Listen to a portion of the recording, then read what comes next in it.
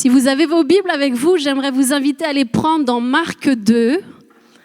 Et on va lire ensemble du verset 1 au verset 12. Alors je vous laisse quelques minutes, peu importe le support, c'est bon de prendre sa Bible en main.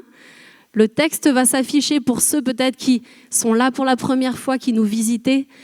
Soyez à l'aise, le texte est là pour vous aussi. Quelques jours après, Jésus revint à Capernaum. On apprit qu'il était à la maison et il s'assembla un si grand nombre de personnes que l'espace devant la porte ne pouvait plus les contenir. Il leur annonçait la parole. Des gens vinrent à lui, amenant un paralytique porté par 4 hommes. Comme ils ne pouvaient l'aborder à cause de la foule, ils découvrirent le toit de la maison où il était, et ils descendirent par cette ouverture le lit sur lequel le paralytique était couché. Jésus, voyant leur foi, dit au paralytique, « Mon enfant, tes péchés sont pardonnés. » Il y avait là quelques scribes qui étaient assis et qui se disaient au-dedans d'eux, « Comment cet homme parle-t-il ainsi? Il blasphème. Qui peut pardonner les péchés si ce n'est Dieu seul ?» Jésus, ayant aussitôt connu par son esprit ce qu'ils pensaient au-dedans d'eux, leur dit, « Pourquoi avez-vous de telles pensées dans vos cœurs? Lequel est le plus aisé de dire au paralytique, « Tes péchés sont pardonnés » ou de dire, « Lève-toi, prends ton lit et marche » ? Or, afin que vous sachiez que le Fils de l'homme a sur la terre le pouvoir de pardonner les péchés, je te l'ordonne, dit-il, « Lève-toi, prends ton lit et va dans ta maison » ». Et à l'instant même, il se leva, prit son lit et sortit en présence de tout le monde, de sorte qu'ils étaient tous dans l'étonnement et glorifiaient Dieu, disant, « Nous n'avons jamais rien vu de pareil. » Amen. Jusqu'ici, la parole de Dieu. Laissez-moi aujourd'hui vous parler du chemin de la foi. Quel chemin! Le chemin de la foi est un chemin d'aventure extraordinaire. C'est le chemin des sensations fortes. Le chemin de la foi, imaginez-vous ce paralytique ce jour-là. Lui qui ne peut pas se déplacer comme vous et moi, lui dont l'usage de ses jambes ne lui est plus accessible, va, à l'aide de ses amis, d'un coup, s'ouvrir devant lui une journée très pimentée, n'est-ce pas? Ce jour-là, je ne sais pas, mais il était allongé comme toujours dans sa maison, sur ce brancard, on a envie de dire. Et là, du piment va s'installer dans sa vie. Il va aller rencontrer Jésus. Et il ne va pas aller rencontrer Jésus par n'importe quel moyen. Il va passer par un toit. Il fallait déjà y penser. Rien n'a arrêté ces 5 personnes, vous êtes d'accord avec moi? La foule était partout, mais eux sont allés jusqu'au bout de leur idée. Ils sont allés, je dirais, jusqu'au bout de leur foi. Il fallait qu'ils rencontrent Jésus. Et parfois, nos vies sont similaires à cette histoire. Passer par le toit n'a rien de classique. Est-ce que vous êtes d'accord avec moi? Qui est déjà passé par le toit pour aller rencontrer un ami? Non, voilà, c'est bien ce que je me disais.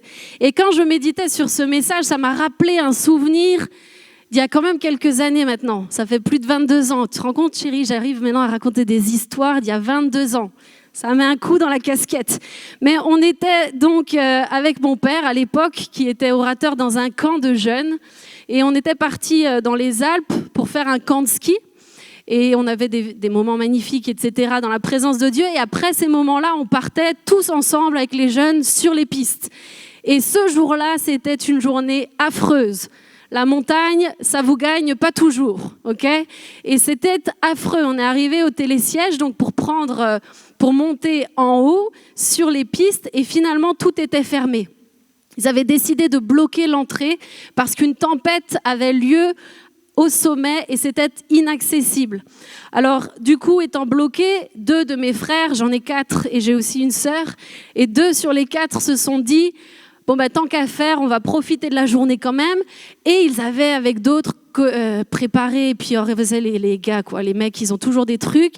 Et ils avaient fait des grosses bosses près du chalet où on se trouvait. Donc ils se sont dit, on va redescendre au chalet et puis on va aller s'éclater sur les bosses. Voilà, vu qu'on ne peut pas aller sur les pistes, tant qu'à faire, faisons autre chose.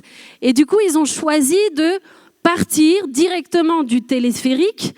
Au lieu de prendre la navette, ils se sont dit, on va aller plus vite à notre but, on va essayer d'aller plus vite s'éclater.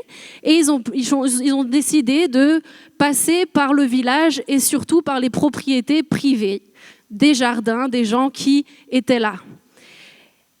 Donc c'est pas commun non plus, mais ce jour-là, c'était leur choix, leur décision. Et d'un coup d'un seul, tout allait bien, c'était assez vaste, hein, les jardins l'hiver, c'est assez libre, l'accès est assez facile. Et d'un coup, un de mes petits frères va disparaître littéralement. Mais d'un coup, d'un seul, plus de Josué. Il était disparu dans le vide. Et en fait, ce qui s'est passé, c'est que tout allait bien pour lui, mais au final, pas tant que ça, puisque un des jardins qu'ils avaient emprunté finissait par un garage souterrain. Et ce garage-là, avec le manque de relief, a fait que mon frère a chuté de 3,50 m sans s'y attendre. Il s'est retrouvé en bas, sur le sol, et il était privé à ce moment-là de beaucoup de choses. On peut dire que ça a été une arrivée plutôt fracassante pour lui, miraculeuse à la fois, parce qu'après avoir été emmené à l'hôpital, il ne pouvait plus marcher, il ne pouvait plus rien faire. Finalement, les médecins vont nous expliquer que c'est le choc qui l'empêche aujourd'hui de marcher. Et petit à petit, il va retrouver sa mobilité en s'accrochant aux meubles, etc. Mais il aura perdu une semaine complète de ski, finalement, à attendre au chalet. Mon autre frère, lui, il a profité de la situation pour éviter le pire et il est resté juste au bord du précipice. Mais cette histoire m'a rappelé et m'a fait penser à quel point parfois nos vies peuvent être similaires. On choisit certains raccourcis. On choisit certains raccourcis pour espérer arriver plus vite à notre but. On descend tout chousse pour ceux qui font du ski, tête baissée comme mes frères. C'était un cascadeur, il faisait très peur sur les pistes. Il regardait tout droit, il ne regardait pas s'il y avait des bosses, il ne regardait pas s'il y avait des virages, il allait tout droit, peu importe, il allait très très vite. Mais dans nos vies, quand on agit comme ça, il y a certains chemins qui finalement finissent par nous desservir, qui cachent des vides, qui sont imprévisibles. Et ce jour-là, la vie de mon frère aurait pu basculer, elle aurait même pu s'arrêter. Et j'aimerais qu'on regarde ensemble dans Matthieu 7 au verset 13 ce qu'il nous est dit sur ce chemin de la foi.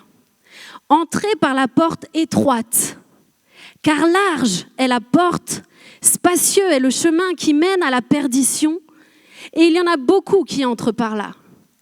Mais étroite est la porte, resserré est le chemin qui mène à la vie, et il y en a peu qui les trouvent. » Le chemin de la foi, c'est ce chemin palpitant où l'impossible devient possible, où les paralytiques se lèvent, mais aussi palpitant soit-il, le chemin de la foi, c'est avant tout un chemin étroit, un chemin resserré, un chemin non ordinaire.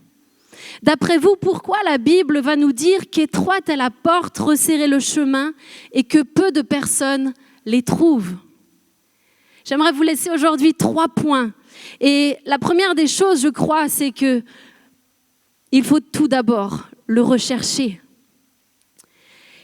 On ne peut pas trouver quelque chose qu'on ne cherche pas. Matthieu 7 au verset 7 va dire « Demandez et l'on vous donnera.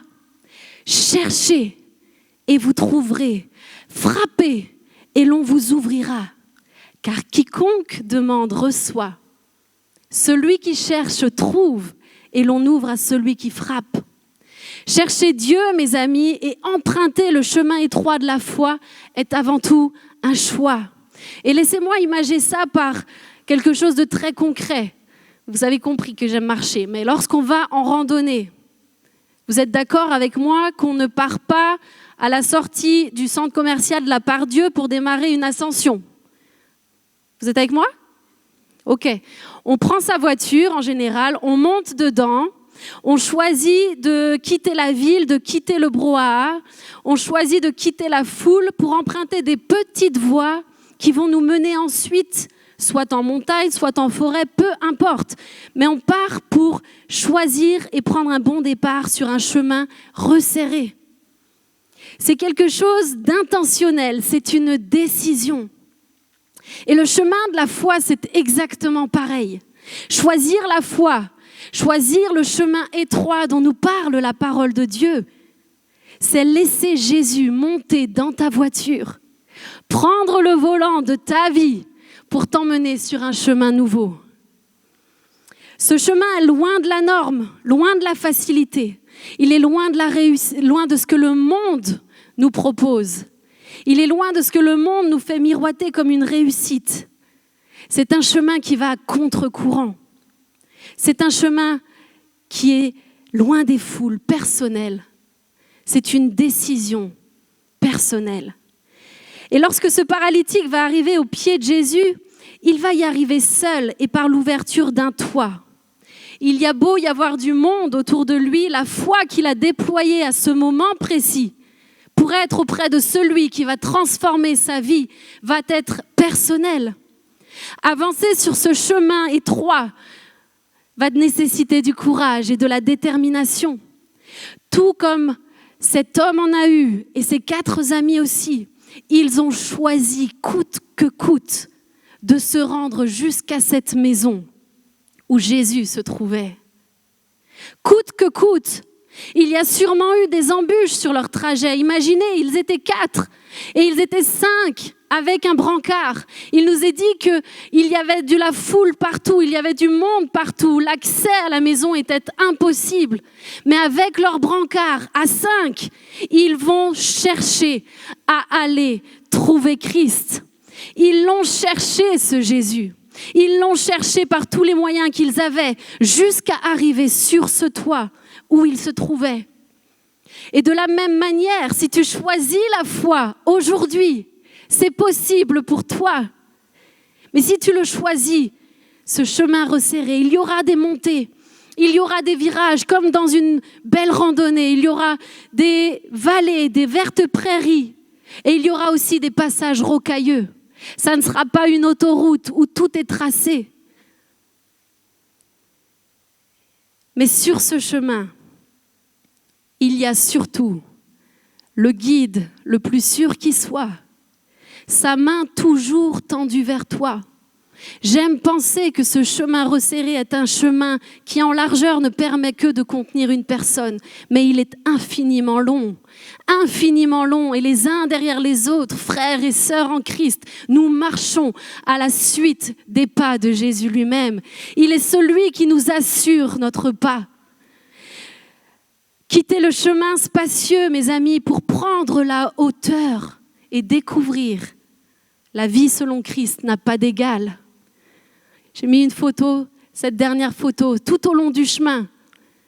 Ça, c'est ce qu'on vit. Quand je vous dis qu'on vit une vie palpitante, une vie d'aventure, une vie extraordinaire, une vie magnifique, peu importe le trajet, il te permet de découvrir des choses insoupçonnées et insoupçonnables. La présence de Jésus dans ton quotidien ne se décrit pas. Mon ami, elle se vit. Quand tu recherches Jésus de tout ton cœur, il est celui qui va t'équiper tout au long de ce chemin. Et ce chemin, tu vas t'équiper toute ta vie. Que tu sois chrétien depuis 25 ans, 30 ans, 40 ans, ou que tu découvres aujourd'hui pour la première fois l'évangile, tout au long de ta vie, tu vas marcher sur ce chemin. Et plus tu vas avancer, plus le Seigneur lui-même va t'équiper dans ta marche pour te permettre d'aller toujours plus haut, toujours plus loin, toujours plus près, avec une foi toujours plus dépendante de sa personne. Amen. J'ai découvert vendredi les raquettes en montagne. Alors j'avoue que c'est un concept. Honnêtement, je préfère le ski. C'est un objet assez spécial. On a la sensation au départ d'avoir 50 kilos à chaque pied. Et on se demande si vraiment ça en vaut la chandelle. J'étais un peu perplexe, mais j'ai caché ça pour montrer à mes enfants que la persévérance, c'est important. Et pendant que je marchais, je réalisais qu'en fait, ces petits pics-là qui sont en dessous et qui pèsent 1 tonne, sont faits pour simplement m'empêcher de glisser et m'empêcher de m'enfoncer. Et grâce à mes raquettes, j'ai pu explorer des chemins que les autres n'exploraient pas. Moi, je suis allée dans les bois, je suis allée dans les forêts, quand les autres qui ont choisi de déchausser raquettes pour aller en botte ont dû rester sur la piste qui était déjà à peu près damnée. Et c'est exactement pareil avec Jésus. Lorsque tu avances avec lui, il va parfois te donner des outils et des ustensiles qui semblent être inconfortables au démarrage, qui semblent venir un petit peu mettre du poids dans ta vie. Mais il te donne les bons outils, les bonnes chaussures, le bon matériel pour pouvoir aller jusqu'au bout de ta course, jusqu'au bout de ta randonnée, jusqu'au bout de ce chemin. Choisir le chemin étroit, c'est s'accoutumer à une marche plus lente, mais dont le pas est sûr et solide. Sur les chemins spacieux, on va à toute vitesse, mais en montagne, soit tu prends le temps, soit tu prends le fossé. Il n'y a pas d'autre option. Soit tu prends ton temps, soit tu prends le ravin. Et Dieu nous invite sur ce chemin, non pas pour nous embêter, mais pour nous éviter bien des accidents. Parce qu'on ne peut pas aller trop vite sur le chemin étroit et resserré de la foi. Parfois, on a la sensation que ça ne va pas assez vite. Mais en réalité, c'est sa protection qu'il nous assure. Et certaines choses semblent tarder à arriver, peut-être dans ta vie aujourd'hui. Il sait ce qu'il fait. Ne crains pas. Crois seulement. Avance. Un pas à la fois. Un seul pas à la fois. Recherche Jésus chaque jour qui passe, un pas, un pas, un pas. Et il te conduira, et il t'équipera. Jamais il ne te délaissera. La deuxième chose nécessaire pour passer par une porte étroite et un chemin resserré, c'est qu'il faut se faire petit. Il faut s'abaisser. Il faut reconnaître notre condition et accepter de nous humilier. Le chemin étroit, c'est le chemin de l'humilité. Ce paralytique a dû accepter de se laisser porter. Il a dû accepter même de déranger ceux à qui appartenait la maison. Ils ont quand même défait une partie du toit d'un logement qui n'était pas le leur, je tiens à le rappeler. C'était quand même pas super sympa pour ceux qui recevaient Jésus, mais ils l'ont fait. Ils ont créé l'ouverture suffisante pour pouvoir descendre, pour pouvoir s'abaisser jusqu'à Christ. Imaginez ce que les autres ont pu dire de lui. Vous pensez vraiment qu'ils n'ont pas pesté ? Si moi j'avais été dans la foule, je peux vous dire que je ne me serais pas privée. Non mais oh, vous prenez pour qui ? Vous ne croyez pas qu'on a envie d'être près de Jésus, là, nous aussi ? Il a dû accepter les critiques, le gars. Aussi paralysé qu'il était, à mon avis, ils ne se sont pas privés. Les gens ne nous font pas de cadeaux dans la vie. Mais il a fait choix de s'exposer. Il a fait choix de s'abaisser pour pouvoir passer par l'ouverture et arriver au pied de Jésus. Et il en sera de même pour toi. Si aujourd'hui, comme lui, tu as besoin de voir ta vie être transformée, il te faudra accepter de défaire ce que tu as construit intérieurement, peut-être même extérieurement, pour pouvoir venir au pied de Christ. Parce que c'est à ses pieds uniquement que le miracle a lieu. Tout au long de nos vies, je le crois, nous accumulons un tas de choses qui construisent en nous. Prenez l'image de cette maison, qui construisent en nous, c'est toi. C'est toi de différentes choses. Peut-être que dans ton cas, c'est un toit de protection parce que les souffrances ou les injustices subies sont trop profondes. Pour d'autres, c'est un toit d'orgueil. Tu t'es construit tout seul et aujourd'hui, rien ni personne ne peut s'adresser à toi. Peut-être que tu caches sous ce toit de lourds secrets. Peut-être es-tu sous le poids du péché, ce toit qui s'est construit avec le temps. Peu importe quel nom a ce toit dans ta vie, son but, mes amis, est de t'isoler. Son seul et unique but est de rendre l'accès impénétrable à quiconque et surtout à Jésus-Christ. Ce toit qui t'empêche aujourd'hui de voir le ciel, cette chape de plomb sous laquelle tu vis, privé de tout mouvement comme cet homme.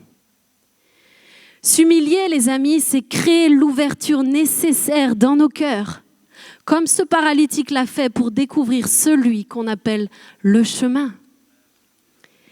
Là encore, cela nous appartient. Il ne te forcera jamais la main. Mais il ne le fera pas à ta place non plus. Jésus est un gentleman. Il n'oblige personne, mais il se rend accessible à celui qui choisit de faire un peu d'espace. Si cet homme paralytique ne s'était pas frayé un chemin, s'abaissant jusqu'à Jésus, mais était resté chez lui, il serait resté couché, je le crois, toute sa vie. Il n'aurait pas reçu son miracle. Et Jésus ne désire qu'une seule chose pour toi aujourd'hui, c'est qu'à ses pieds, tu t'empares du tien. Il a donné sa vie pour toi. Il est mort à la croix pour t'accorder tout ce dont tu as besoin, absolument tout. Il n'y a rien de trop grand pour notre Christ. Il n'y a rien de trop difficile. Il n'y a pas de maladie trop grande pour lui. Le plus beau miracle dans ce récit, mes amis, n'est pas que cet homme soit reparti en marchant. Il n'est pas là le plus grand miracle. Le plus grand miracle est que cet homme soit reparti pardonné. Notez bien cela. Jésus n'a pas guéri cet homme. Jésus l'a pardonné et il est reparti debout. Le pardon, mes amis, est ce dont tu as besoin aujourd'hui. Le péché, quel qu'il soit, nous rend infirmes. Mais Jésus-Christ est descendu pour toi et moi, afin que nous expérimentions la puissance qui se trouve dans son pardon. Son sang a été versé afin que tu puisses trouver le pardon de tes péchés. Jésus-Christ est merveilleux. Voilà la seconde étape du chemin étroit.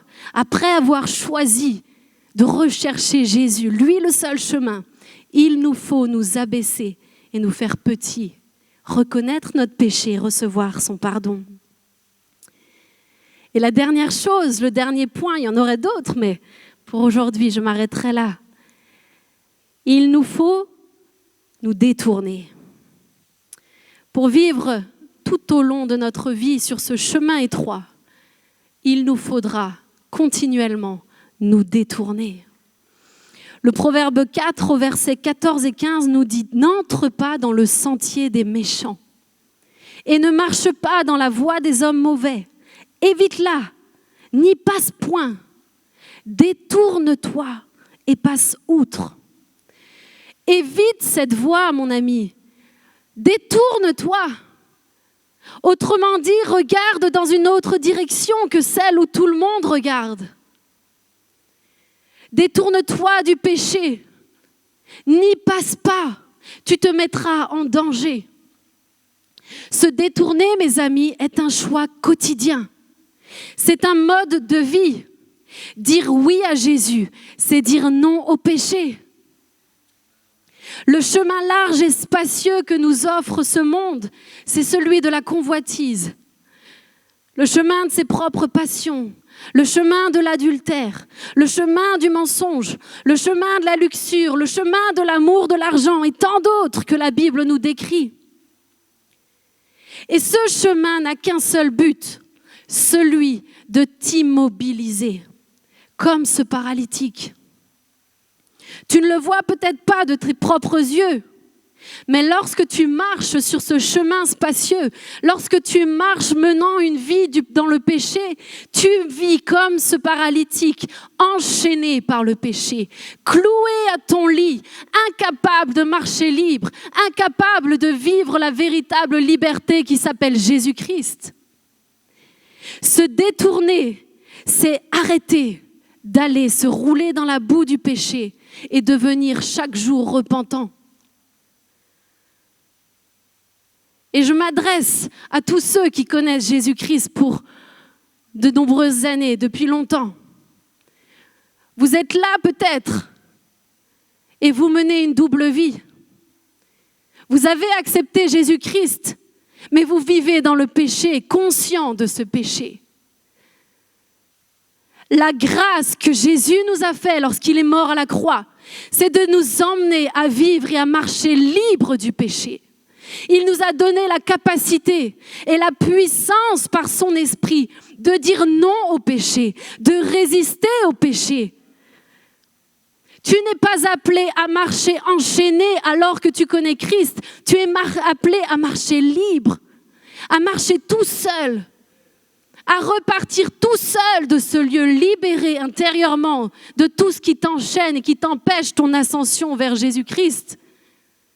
Parce que ne crois pas que ta vie de foi est une vie efficace si tu marches dans le péché conscient de la puissance que Jésus avait répandue pour toi. Tu n'iras pas bien loin. Ton ascension sera limitée et c'est dommage parce qu'il y a de belles choses pour toi. Il y a des choses extraordinaires. Voir tes péchés être pardonnés, c'est vivre un bouleversement total. Total. Cet homme paralytique qui a été immobilisé toute sa vie par le péché s'est vu repartir en marchant. Et lorsque tu vis personnellement un tel miracle, crois-moi, tu n'as qu'un seul désir, c'est plaire à celui qui t'a rendu ta liberté. Connaître Jésus-Christ et rester dans le péché est sûrement l'une des choses les pires à vivre. Autant aller se rouler dans la boue en continu et prendre un bon bain, etc., que de vivre comme ça. Tu te prives de l'essentiel. Mais pour plaire à Jésus, il te faudra choisir bien des fois de te détourner. Et c'est ça le problème. C'est que parfois, on manque de résistance face au péché. On a reçu Jésus. Et peut-être que tu es là et tu ne connais pas Jésus. Il est bon, il t'aime, il te pardonnera si aujourd'hui tu choisis de créer cette ouverture dans ta vie. Mais si tu le connais déjà, il est temps de vivre une vie selon sa parole. Choisir le chemin étroit, c'est choisir de vivre libre, mes amis. Te détourner de tes ambitions propres, de tes désirs charnels. Dire non, je vais par là-bas. C'est choisir de laisser tes passions humaines, de laisser le qu'en dira-t-on pour marcher libre. Ça n'a pas de prix. Lorsque Jésus fait son entrée dans une vie, mes amis, tout change. À nous de faire les bons choix aujourd'hui. Et j'aimerais pour terminer, peut-être si vous êtes d'accord, vous inviter à fermer vos yeux. J'aimerais lire le Proverbe 4. Et voici ce qui est dit. Écoute, mon fils, ma fille, et reçois mes paroles. Et les années de ta vie se multiplieront. Je te montre la voie de la sagesse. Je te conduis dans le sentier de la droiture. Si tu marches, ton pas ne sera point gêné. Et si tu cours, tu ne chancelleras point. Retiens l'instruction. Ne t'en dessaisis pas. Garde-la, car elle est ta vie. Le sentier des justes est comme la lumière resplendissante dont l'éclat va croissant jusqu'au milieu du jour. La voie des méchants est comme les ténèbres. Ils n'aperçoivent pas ce qui les fera tomber. Mon fils, ma fille, sois attentif à mes paroles. Prête l'oreille à mes discours, qu'ils ne s'éloignent pas de tes yeux. Garde-les dans le fond de ton cœur, car c'est la vie pour ceux qui les trouvent, c'est la santé pour tout leur corps. Garde ton cœur plus que toute autre chose, car de lui viennent les sources de la vie. Écarte de ta bouche la fausseté. Éloigne de tes lèvres les détours. Que tes yeux regardent en face et que tes paupières se dirigent vers toi. Considère le chemin par où tu passes et que toutes tes voies soient bien réglées. N'incline ni à droite ni à gauche et détourne ton pied du mal.